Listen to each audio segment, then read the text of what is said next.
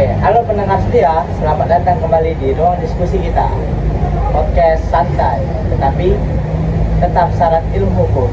Hari ini kita masuk pada topik yang bukan hanya sering keluar di kelas teori perundang-undangan, tapi juga fondasi dasar cara sebuah negara modern berjalan, yaitu tentang tujuan hukum dalam pembentukan peraturan perundang-undangan. Topik ini menyentuh tiga hal besar: teori, praktik legislasi, dan studi kasus nyata. Cocok banget nih untuk mahasiswa, dosen, aktivis kebijakan publik, dan semua yang ingin paham di mana hukum itu dibangun, bukan hanya dibaca. Hari ini kita ditemani panel lengkap kita. Hai semuanya, kenalin nama aku Nadia Salasan Sabil.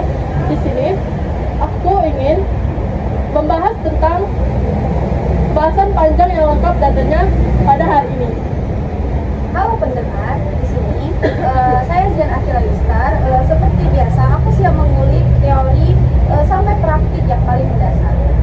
Hai, aku Andira. Aku berharap diskusinya bisa bantu kalian semua untuk memahami big picture dari pembentukan undang-undang. Halo, saya Indrianita. Semangat banget ikut bahasan kita hari ini. Oke, dan saya Muhammad Akbar Sidul sebagai host. Karena podcast ini kita akan menggali lebih dalam, bikin lebih banyak analogi, contoh, dan studi kasus biar lengkap dan gampang dimengerti. Kita mulai ke bagian yang pertama, yaitu tentang teori utama. Jadi ada tiga nilai hukum menurut Redbridge, yaitu oke Nadia, jadi kita mulai dari teori emas milik Gustav Redbridge. Itu gimana sih? Sip, Redbridge mengajukan tiga nilai dasar hukum, yaitu keadilan, kepastian hukum, dan kemanfaatan. Keadilan menjadi nilai tertinggi. Contoh sederhana, kalau aturan pajak memaksa warga sipil membayar sama persis seperti korporasi besar, itu tidak adil. Hukum seperti itu cacat sejak lahir. Keadilan bukan abstraksi kosong, dia dihitung dari pengakuan yang wajar dan proporsional terhadap setiap orang. Kedua, kepastian hukum. Kepastian hukum itu GPS-nya masyarakat. Tanpa kepastian, warga bingung, penegak hukum bingung, hakim pun bisa memberi putusan berbeda meski kasusnya mirip. Contohnya, aturan ganjil genap di jalan raya. Kalau tiba-tiba diganti tiap hari tanpa pemberitahuan, kekacauan akan terjadi. Ketiga, ada kemanfaatan. Sebuah hukum harus membawa efek positif bagi kehidupan sosial. Misalnya, aturan izin usaha yang lebih sederhana. Manfaatnya, ekonomi bergerak, lapangan kerja terbuka. Yang penting, Redbridge menekankan tiga nilai harus berjalan seimbang. Kalau satu terlalu dominan, hukum kehilangan jiwanya. Oke, jadi teori emas dari Redbridge. Jadi sekarang ada teori klasik nih oleh Jeremy Bentham.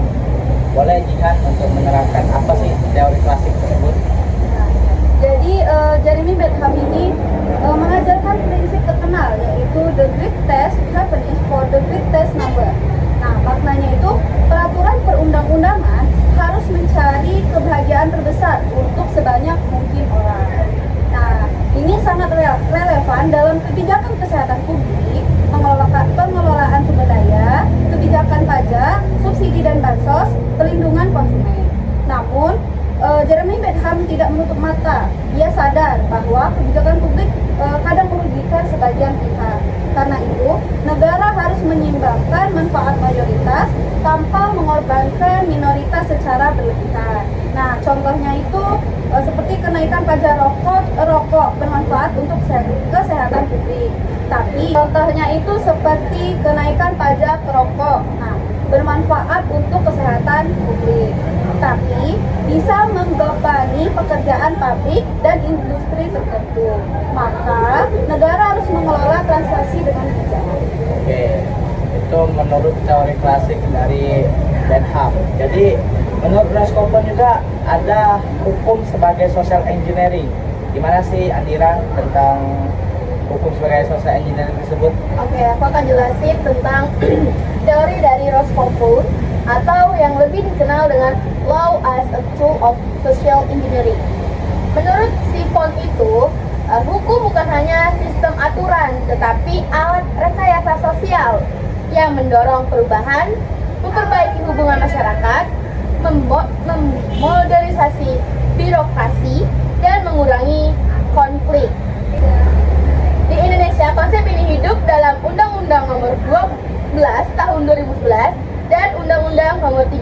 tahun 2022. Asas-asas peraturan perundang-undangan menjamin agar hukum jelas tujuannya, efektif dilaksanakan, tidak bertentangan dengan aturan yang lebih tinggi, dan dirumuskan dengan bahasa hukum yang presisi.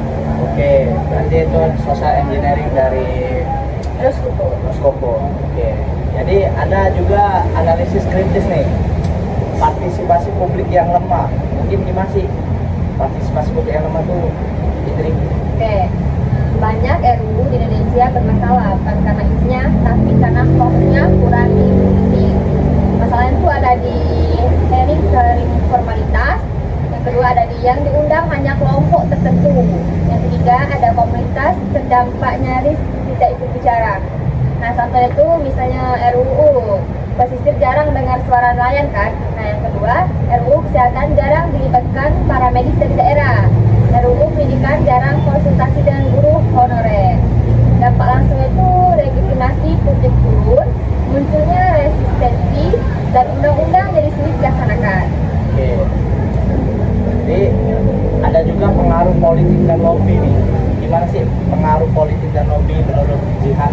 Nah, jadi di DPR dinamika politik dipenyataan terhadap isu kepentingan publik kalah oleh kepentingan partai, lobby industri atau agenda tertentu. Makanya beberapa UU terkesan dipaksakan. Dan itu juga menyebabkan proses legislasi menjadi tidak fokus pada kualitas ya, tapi pada kecepatan atau target politik. Oke, jadi lanjut saja. Mungkin ada lemahnya juga dari naskah akademik ini. Mungkin Andira, mungkin lemahnya tuh gimana sih? Nah, naskah akademik adalah buku petunjuk atau undang-undang. Kalau dia sendiri lemah, undang-undang juga berpotensi lemah. Jadi, masalah umum seperti studi ilmiah minim, data tidak akurat, rumusan masalah tidak jelas, analisis dampak tidak lengkap. Lalu ada juga contoh akibatnya seperti pasal multitafsir, aturan sulit diterapkan, dan muncul banyak judicial review.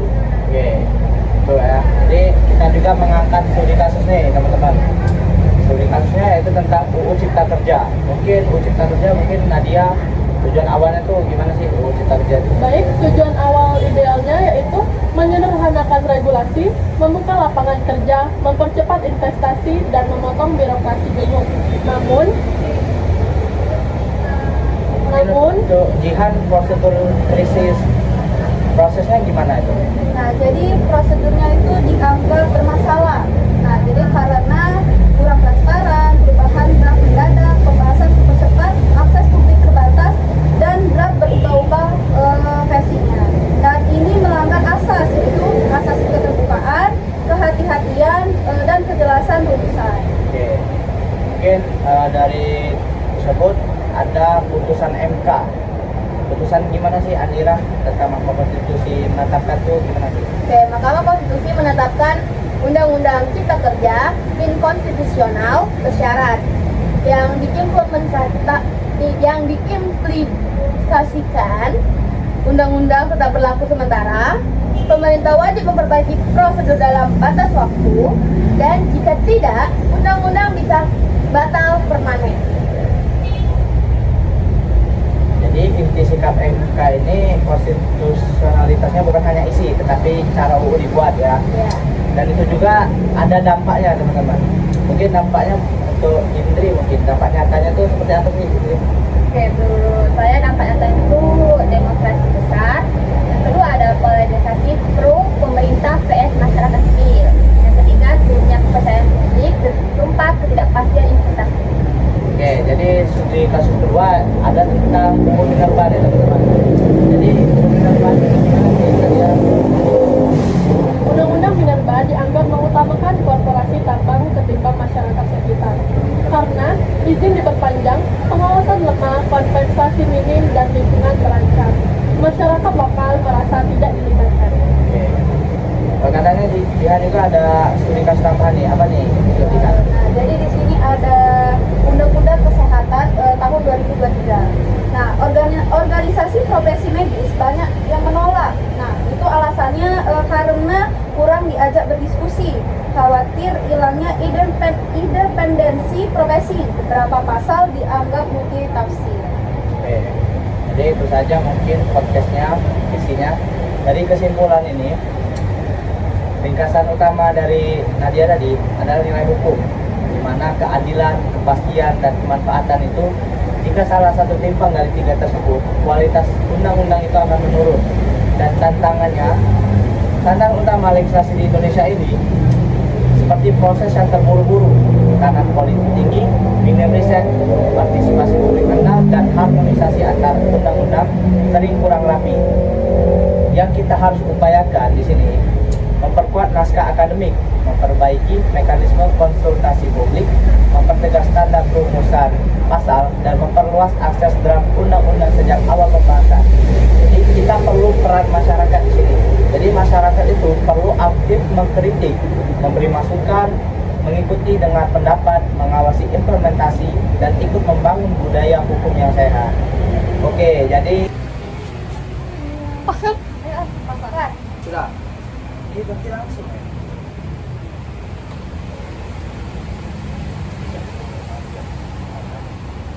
Sudah ya? Oke, terima kasih yang sebesar-besarnya kepada para narasumber kita hari ini. Ya awak boy, kamu tuh biar agak ini dikit, mas kamu tuh. Ay, dah. Hostnya diem ke baik. Nah, ulang ya, dan terima kasih ya.